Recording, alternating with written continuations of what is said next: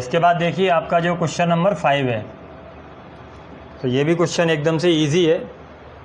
Question है आपका कि how can words move quickly. तो कैन मूव हो गया कि शब्द कैसे मूव कर सकते हैं क्विकली, तेज़ी से और स्लोली।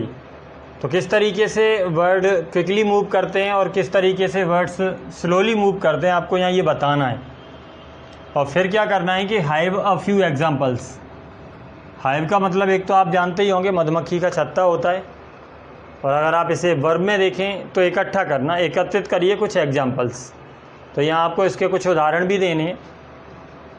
अब पहले तो वर्ड कैसे मूव करते हैं क्विकली और स्लोली, ये आपको बताना है। तो क्विकली के लिए आप कह सकते हैं कि वर्ड्स मूव क्विकली, के शब्द जो होते हैं वो क्विकली मूव करते हैं व्हेन, तब। कब मूव करते हैं? जब they have the quality of being fast, जब उनके अंदर क्वालिटी होती है, उनके अंदर योग्यता होती है ऑफ बीइंग फास्ट, तेज़ होने की। अब ये तेज़ होना काय में है? स्पेशली एट स्पीकिंग, विशेषकर बोलने में। तो बड़ी सिंपल सी परिभाषा है कि किस तरीके से हम कहते हैं कि ये फास्ट वर्ड्स हैं या ये स्लो वर्ड्स हैं। तो हम फास्ट वर्ड्स उनको कहते हैं, तो आप कह सकते हैं कि वर्ड्स मूव क्विकली या वर्ड्स मूव फास्ट, के शब्द वो तेज़ी से चलते हैं when they have the quality, जब उनके अंदर योग्यता होती है ऑफ बीइंग फास्ट, जब उनके अंदर तेज़ होने की योग्यता होती है, तेज़ चलने की योग्यता होती है, स्पेशली एट स्पीकिंग, विशेषकर बोलने में। और ठीक इसी तरीके से अगर हमसे ये पूछा जाए कि शब्द किस तरीके से धीमे चलते हैं, तो आप कह सकते हैं कि वर्ड्स मूव स्लोली।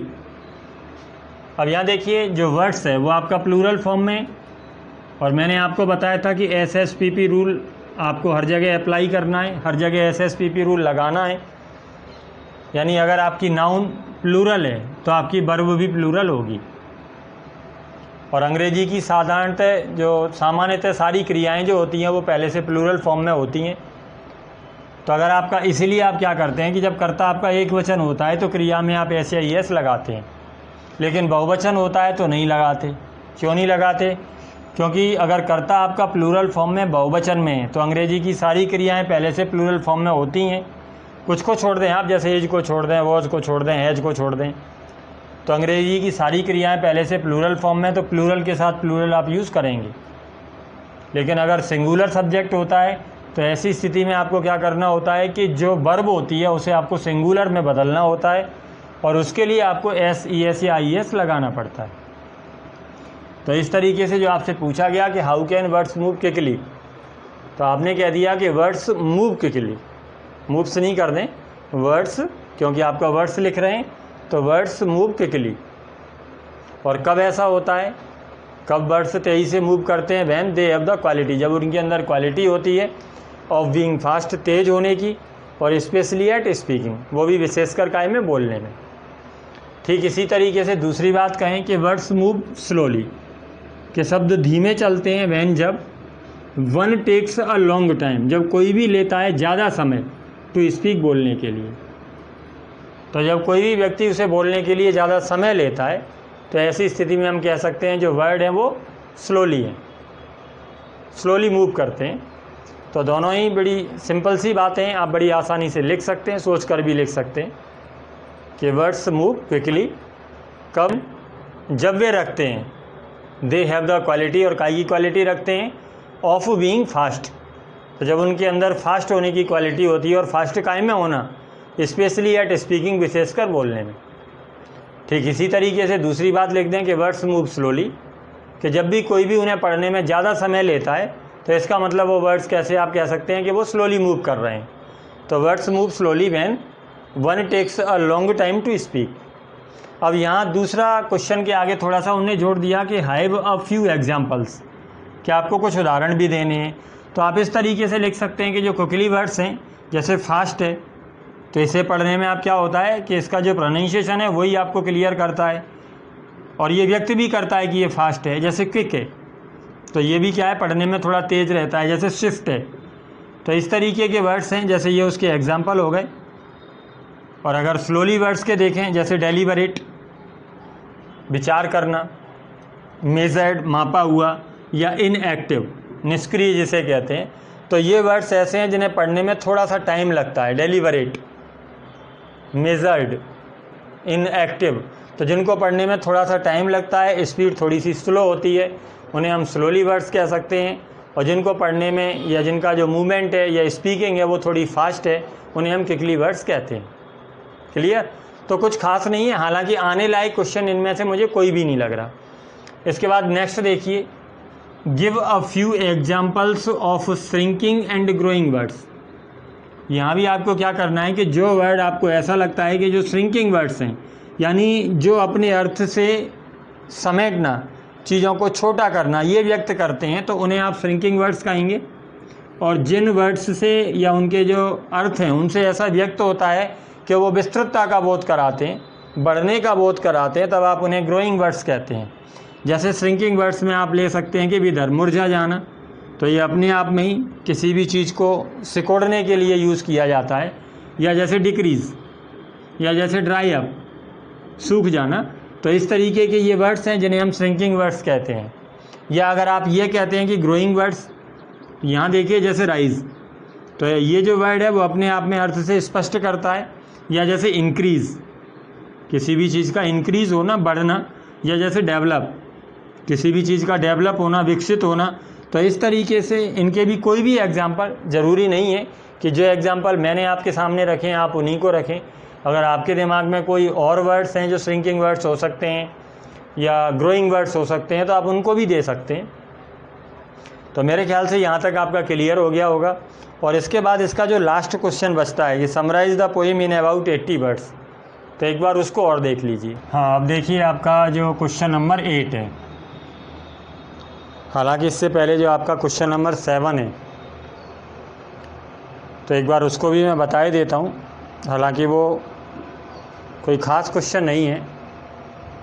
तो वो क्वेश्चन है कि do you agree with the poet's classification of words, कि कवि ने जो शब्दों का क्लासिफिकेशन किया है। क्लासिफिकेशन करने का मतलब कि जिस तरीके से उन्होंने शब्दों को अलग अलग बांटा है, जैसे उन्होंने कहा है कि हैप्पी और सैड वर्ड्स होते हैं, scented and bad smelling words होते हैं, तो इस तरीके से उनने जो क्लासिफिकेशन किया है, इसी के ऊपर आपसे क्वेश्चन पूछा गया है कि डू यू एग्री, क्या आप सहमत हैं with the poet's classification of words, कवि के द्वारा जो शब्दों का क्लासिफिकेशन किया गया है, क्या आप इस बात से सहमत हैं।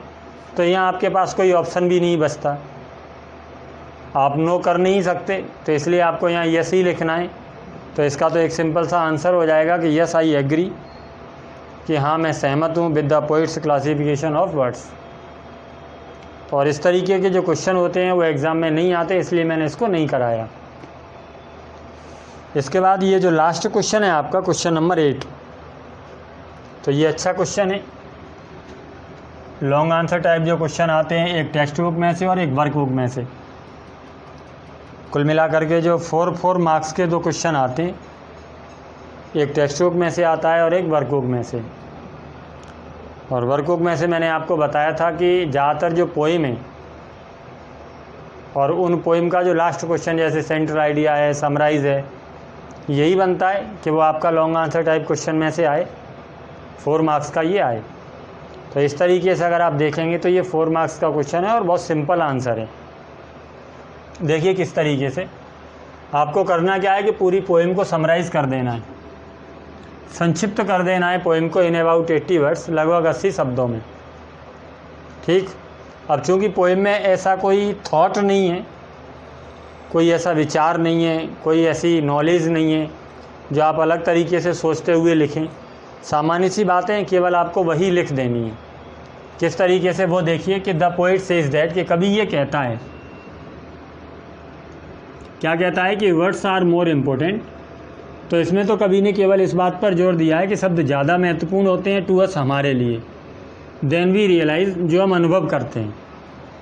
तो कोई भी चीज़ अगर आप अपने आप से सोच लेते हैं, उसकी तुलना में अगर कोई आपसे कह देता है तो वो ज़्यादा महत्वपूर्ण होता है, क्योंकि सोचने में ये भी हो सकता है कि आप कुछ और सोच जाएं, सामने वाला कुछ और कहना चाह रहा है।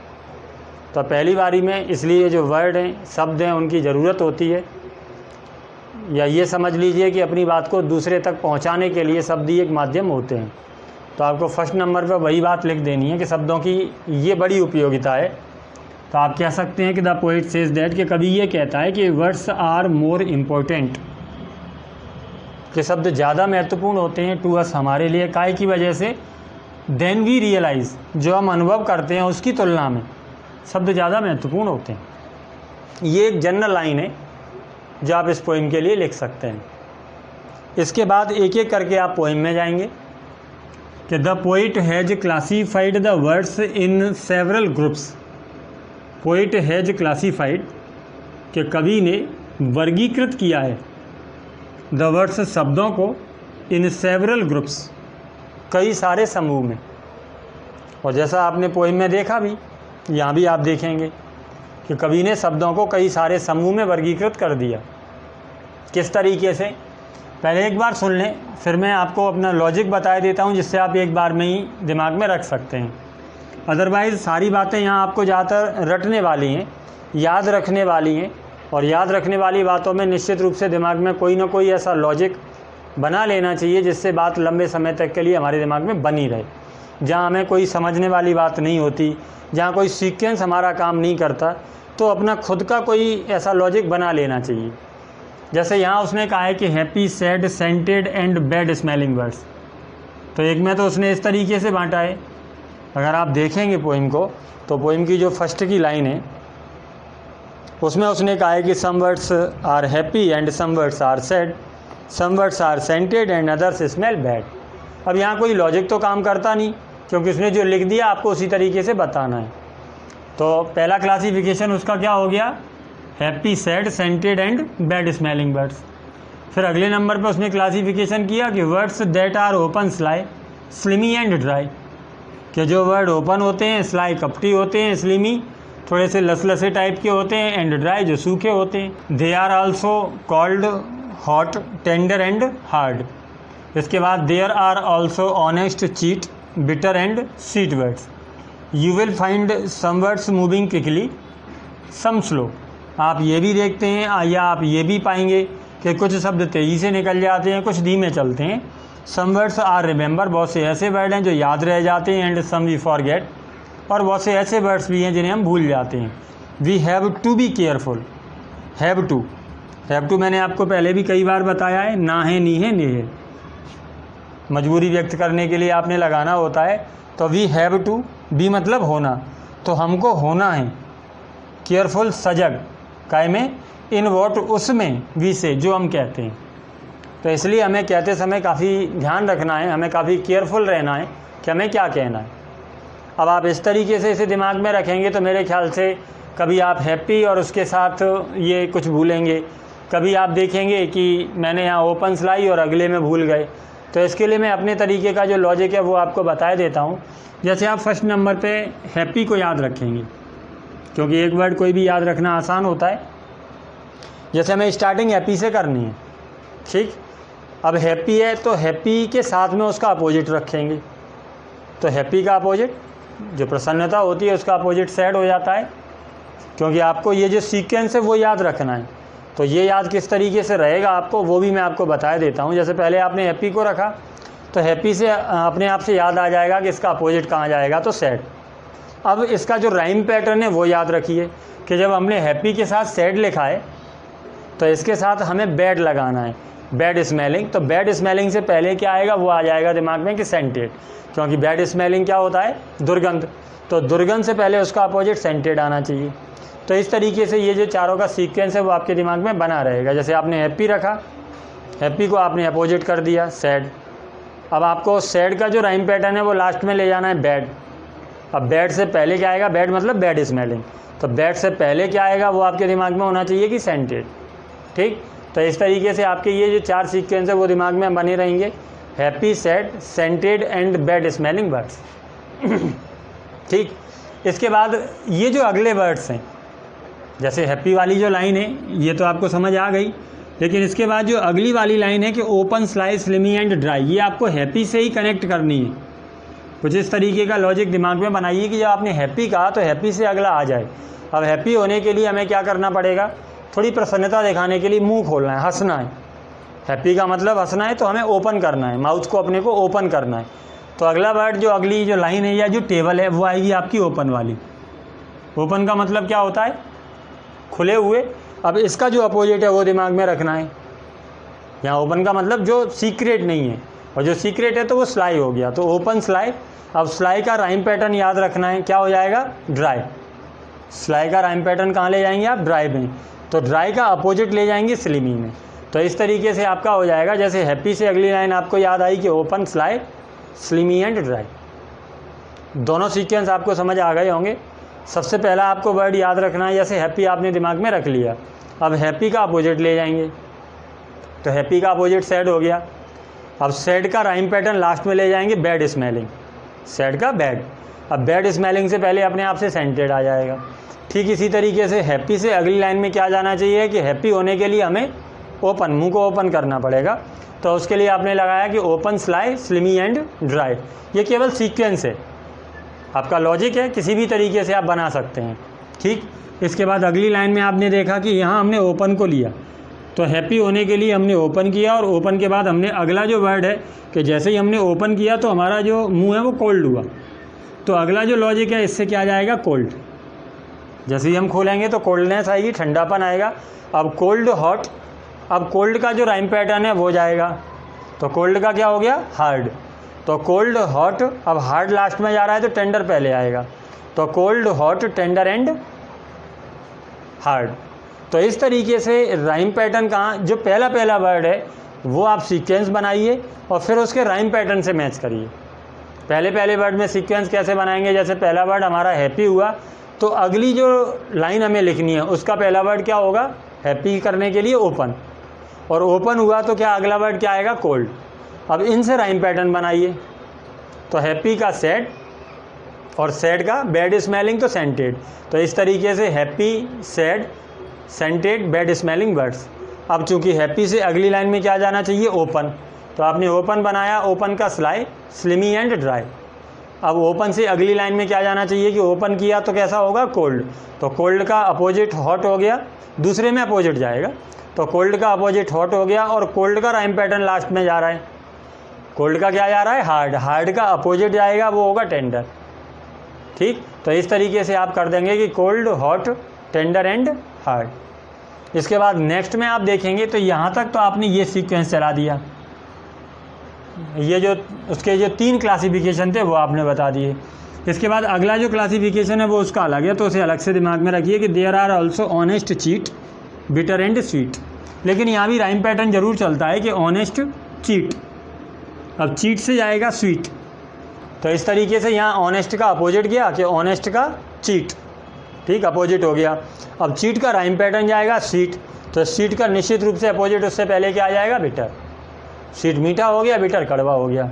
तो ऑनेस्ट, चीट, इनको अलग से लिखेंगे क्योंकि ये इस सीक्वेंस में नहीं आ रहे, तो आप कह देंगे कि there are also honest, cheat, bitter and sweet words. ठीक, इसके बाद बिल्कुल लास्ट में जाएंगे कि you will find some words, जो आपने लास्ट क्वेश्चन याद किया था कि you will find some words moving quickly. तो आपको ऐसा भी मिलेगा कि बहुत सारे शब्द ऐसे हैं जो तेज़ी से निकल जाते हैं कि some words moving quickly and some slow, और बहुत से ऐसे शब्द हैं जो काफ़ी धीमे चलते हैं। तो मेरे ख्याल से उम्मीद करता हूँ कि ये जो सीक्वेंस है वो आपके दिमाग में आ गया होगा। जैसे पहला तो हैप्पी, हैप्पी से अगला क्या बनेगा? ओपन, और ओपन से अगला क्या बनेगा? कोल्ड। ये 3 तो इस तरीके से बनाइए। फिर इसके बाद जो अगला है कि there are also some words, कि कुछ ऐसे भी शब्द हैं। अब इनको आप किस तरीके से बनाएंगे कि ऑनेस्ट, ऑनेस्ट का चीट, और चीट का लास्ट में जाएगा स्वीट, और इसलिए उससे पहले आ जाएगा बिटर। तो honest, cheat, bitter and sweet. ये जो क्लासिफिकेशन आपने बनाया, इसके बाद आप बनाएंगे कि you will find some words moving quickly, जो आपका लास्ट वाला क्वेश्चन था। बस इस तरीके से दिमाग में कुछ बना के रख लीजिए कि कोई भी लाइन आपकी छूटे नहीं, कि यू विल फाइंड कि आपको मिलेगा कि बहुत सारे ऐसे शब्द हैं या आप पाएंगे। You will find some words moving quickly, कि बहुत सारे शब्द आपको इस तरीके के भी मिलेंगे, या बहुत सारे ऐसे शब्द भी आप पाएंगे कि जो मूविंग क्विकली तेज़ी से निकल जाते हैं, एंड सम स्लो, और बहुत सारे ऐसे वर्ड हैं जो काफ़ी धीमे चलते हैं। या सम वर्ड्स आर रिमेंबर, और बहुत से ऐसे शब्द हैं जो हमें याद रह जाते हैं, एंड सम वी फॉरगेट, और बहुत से ऐसे शब्द भी हैं जिन्हें हम भूल जाते हैं। इसलिए लास्ट में जाकर के आपको इसका कंक्लूजन भी लिख देना है, और वो क्या निकलेगा कि we have to be careful, have to be हमें होना है, हमें बनना है, केयरफुल बहुत ज़्यादा सजग। तो वी हैव टू को याद रखिए कि हैव टू ना है, नहीं है, नहीं है। तो we have to be careful कि हमको बहुत ज़्यादा केयरफुल रहना है। काय में? इन वॉट, उसमें वी से जो हम कहते हैं।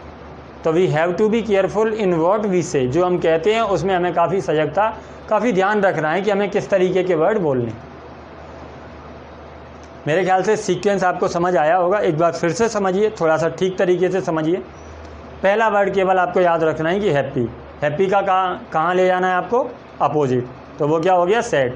अब सैड का राइम पैटर्न ले जाएंगे बैड स्मेलिंग। उससे पहले का निश्चित रूप से दिमाग में आ जाएगा, क्या आएगा? बैड स्मेलिंग हो गया तो सेंटेड होगा।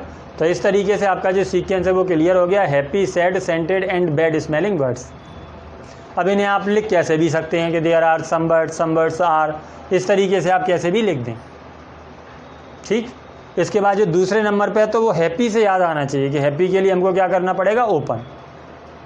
ओपन किया तो ओपन का अपोजिट स्लाई, स्लाई का ड्राई, ड्राई से पहले स्लिमी। तो open, sly, slimy and dry words. ठीक। अब ओपन से अगला आपके दिमाग में क्या आया कि ओपन जैसे ही किया तो कोल्ड हो गया। तो कोल्ड, कोल्ड से हॉट, कोल्ड से आपका जाएगा राइम पैटर्न।